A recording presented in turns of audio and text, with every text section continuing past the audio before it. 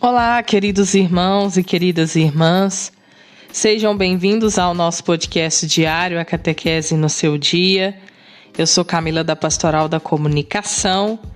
Vamos então continuar os nossos estudos e reflexões sobre o mês da Bíblia neste mês de setembro.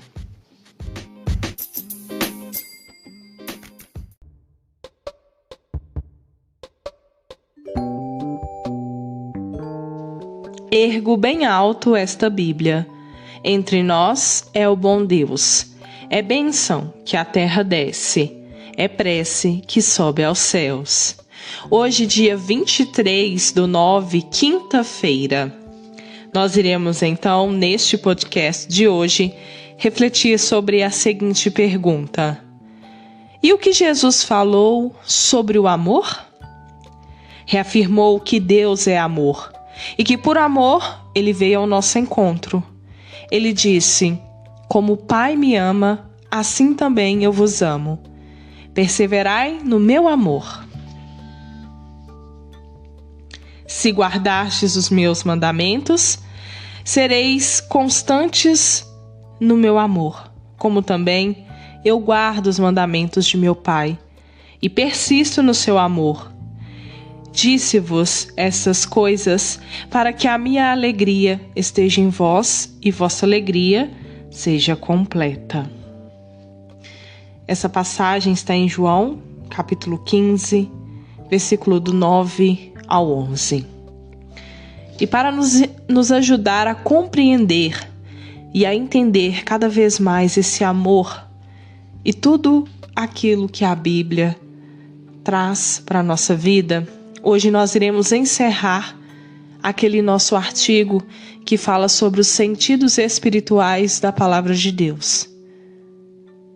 A santidade é o caminho para a compreensão dos mistérios. Quer chegar até lá? O caminho é uma vida de santidade. A Palavra de Deus permanece um livro selado e somente o Cordeiro pode abri-lo.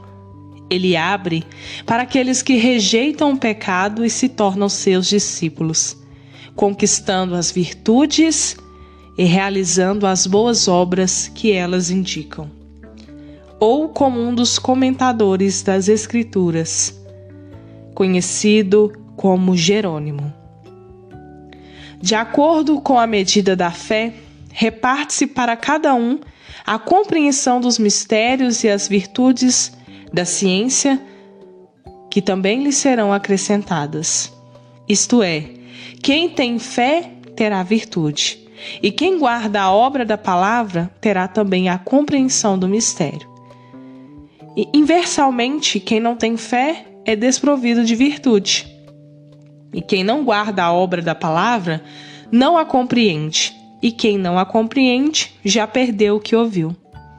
Se você entendeu que a compreensão dos sentidos espirituais da palavra só virá com uma vida de santidade e ainda não sabe como progredir na vida espiritual, recomendamos a vocês 2 livros: Santidade para Todos, Descobrindo as Moradas Interiores e No Princípio da Vida Espiritual, para te ajudar nesta sua caminhada. Os sentidos se entrelaçam. Numa simples frase das Escrituras, o sentido literal histórico e os vários sentidos espirituais se entrelaçam constantemente. Quando Jesus diz aos seus discípulos: permaneçam em Jerusalém, sem prejuízo nenhum, podemos entender que ele estava instruindo os apóstolos a não sair da cidade de Jerusalém, histórico ou literal, pois lembre-se, o Espírito Santo virá sobre eles. Não se dispersarem, permanecerem unidos como igreja, no sentido espiritual alegórico, pois Jesus concebeu sua igreja como uma unidade. Permanecerem unidos também a Deus em constante oração, sentido moral. Obviamente não existe união entre os irmãos se não houver primeiro união com Deus. Manter o foco na salvação eterna, sentido anagógico, na construção do reino dos céus. Afinal, precisamos construir, já que neste mundo a nossa casa, na Jerusalém Celeste. Os diversos comentadores das Sagradas Escrituras, até o ano 1200 depois de Cristo, fizeram análise de cada frase de todo o acervo dos livros inspirados da Bíblia, linha a linha. Após esse período, temos também impressionantes análises espirituais de trechos da Palavra de Deus dos grandes santos e doutores da Igreja Católica até o dia de hoje. Verdadeiros tesouros de sabedoria.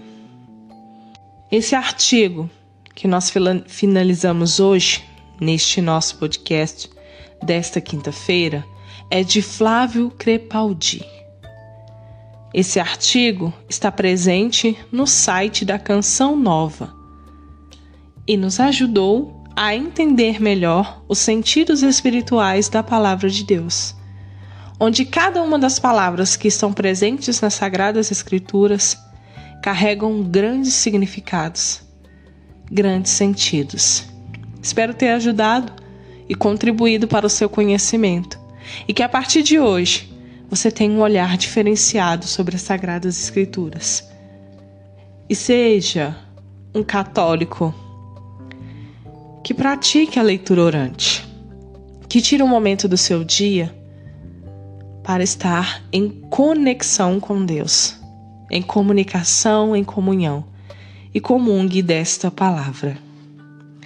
No nosso podcast do dia 22, quarta-feira, a nossa irmã Cecília Duarte mais uma vez deixou sua partilha.